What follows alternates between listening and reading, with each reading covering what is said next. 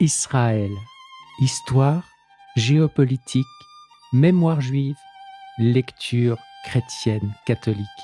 Série en 4 épisodes et un postlude. Épisode numéro 2.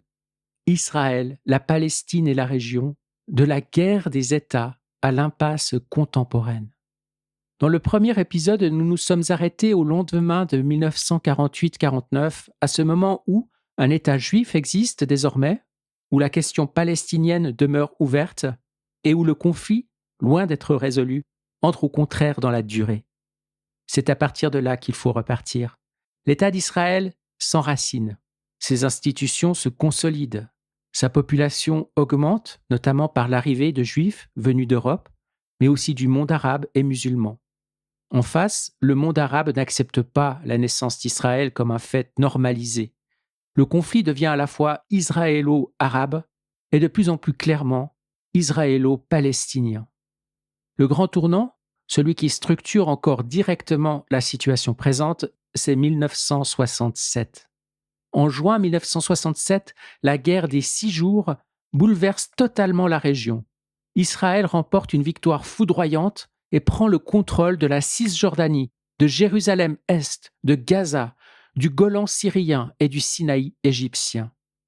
À partir de ce moment, la question n'est plus seulement celle de l'existence d'Israël, mais aussi celle des territoires conquis par la guerre. La résolution 242 du Conseil de sécurité de l'ONU, adoptée quelques mois plus tard, articule l'exigence d'une paix reconnue avec le principe du retrait israélien de territoires occupés lors du conflit. Pour Israël, cette guerre est perçue comme une victoire existentielle dans un contexte de menace régionale aiguë. Pour les Palestiniens, et plus largement pour le monde arabe, elle ouvre une nouvelle phase, celle d'une occupation durable. La Cisjordanie concentre peu à peu plusieurs couches de la crise. Il y a la question du contrôle militaire.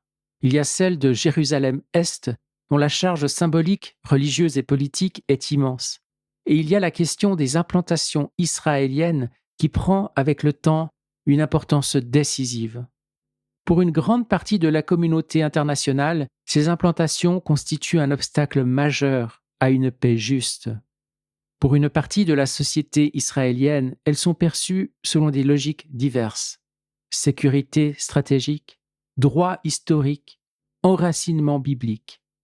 C'est l'un des points où se croisent le droit international, la mémoire biblique et la politique intérieure israélienne. Le consensus international repose sur un cadre général. Israël a droit à la sécurité et à l'existence reconnue. Les Palestiniens ont droit à l'autodétermination et la paix devrait passer par un règlement permettant à 2 peuples de vivre chacun dans un cadre viable. Sur le papier, cela semble simple. En réalité, plus le temps passe et plus cet horizon officiel paraît difficile à rejoindre. Pendant que cette situation s'installe, le nationalisme palestinien se restructure autour de l'OLP, Organisation de la libération de la Palestine, qui devient progressivement l'acteur politique central de la cause palestinienne. La question palestinienne cesse d'être seulement gérée par les États arabes voisins, elle prend une forme proprement palestinienne. Ce chemin conduit aux accords d'Oslo, un moment de bascule historique presque de soulagement. Pour la première fois, Israéliens et Palestiniens semblaient accepter d'entrer dans une logique de reconnaissance mutuelle. L'autorité palestinienne naît dans ce contexte avec l'espoir d'une transition vers une solution politique plus complète. Mais Oslo a ouvert une espérance réelle sans parvenir à la transformer en paix stable. Il y eut les attentats, il y eut la peur de part et d'autre, il y eut la poursuite de la colonisation, il y eut la fragilité des leaderships, et peu à peu, ce qui avait été présenté comme un chemin vers une issue est devenu le symbole même de l'impasse. C'est dans ce contexte de désillusion qu'apparaît plus nettement un autre acteur, le Hamas. Le Hamas naît en 1987, au début de la première intifada. Issu de la mouvance des frères musulmans, il se distingue de l'OLP par sa matrice islamiste et son refus plus radical du cadre politique issu d'Oslo. En 2006, il remporte les élections législatives palestiniennes. Puis après de violents affrontements avec le Fatah, Il prend le contrôle de la bande de Gaza en 2007, tandis que le Fatah reste dominant en Cisjordanie. Donc il faut souligner ceci, il n'existe pas seulement un face-à-face Israël-Palestine, il existe aussi une division interne palestinienne majeure qui pèse lourdement sur toute perspective politique. Gaza, à partir de là, devient un nom chargé de tout ce que le conflit contemporain a de plus tragique. Territoire extrêmement dense, pauvre, éprouvé, pris dans une spirale de guerre, de blocus, de destruction et de désespoir. Après la prise de contrôle du territoire par le Hamas, Israël instaure un régime de fortes restrictions. Dans le même temps, les attaques contre Israël se poursuivent et les ripostes israéliennes provoquent des destructions massives. Ce que beaucoup d'organisations internationales décrivent comme une prison à ciel ouvert est aussi, du côté israélien, une zone de menace permanente. Les deux réalités sont vraies. Il faut ensuite parler d'un événement essentiel pour comprendre l'impasse actuelle. La transformation interne d'Israël. La société israélienne a profondément évolué. Le mouvement des colons a pris un poids considérable. La droite religieuse nationaliste a gagné en influence. La question de la souveraineté sur la terre, du compromis territorial, du rôle des institutions est devenue de plus en plus centrale dans le débat politique israélien. L'impasse n'est pas seulement produite par des acteurs extérieurs, elle est aussi liée à des choix et à des déplacements propres à Israël.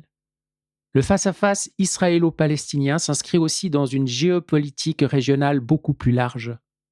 Le front nord d'Israël n'a jamais été un simple arrière-plan. Le Hezbollah n'est pas seulement un acteur libanais, c'est une organisation armée articulée à une stratégie régionale portée en grande partie par l'Iran, devenu l'un des principaux adversaires stratégiques d'Israël. Le conflit s'est régionalisé et dans ses répercussions diplomatiques et symboliques, il a acquis une dimension quasi mondiale.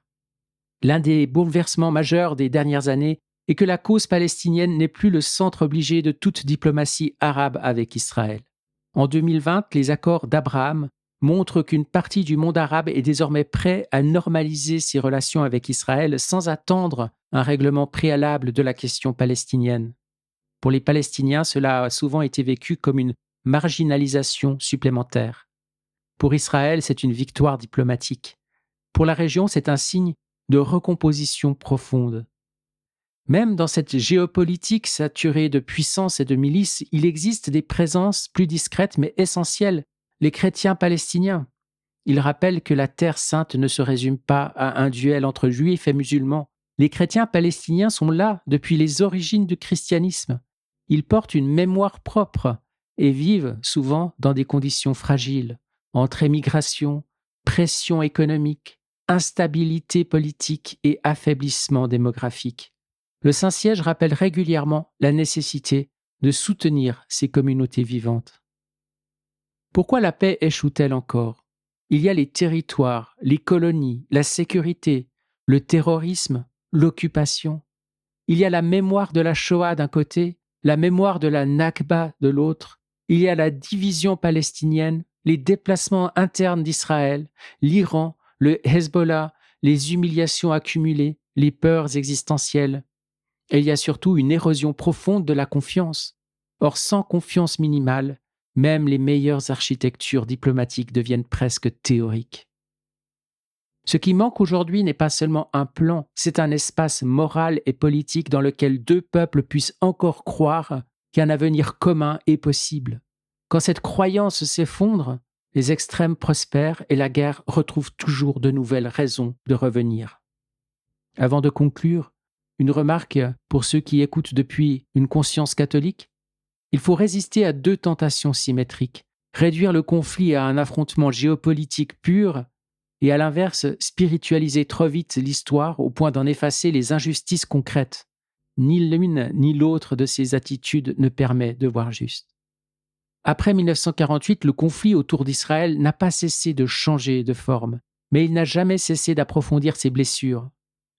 Il est passé de la guerre entre États à l'occupation, de l'occupation à l'impasse diplomatique et de l'impasse diplomatique à la fragmentation palestinienne, et de là à une crise régionale où se mêlent sécurité, religion, mémoire, droit et rapport de force. Dans le prochain épisode, nous quitterons cette géographie du conflit pour remonter beaucoup plus loin, car si l'on ne comprend pas ce que signifie Israël pour le peuple juif à travers les siècles, on ne comprend pas pourquoi ce nom porte une telle charge de foi et d'espérance. Si l'on oublie cette profondeur, on parle de la région, mais on ne parle pas encore vraiment d'Israël.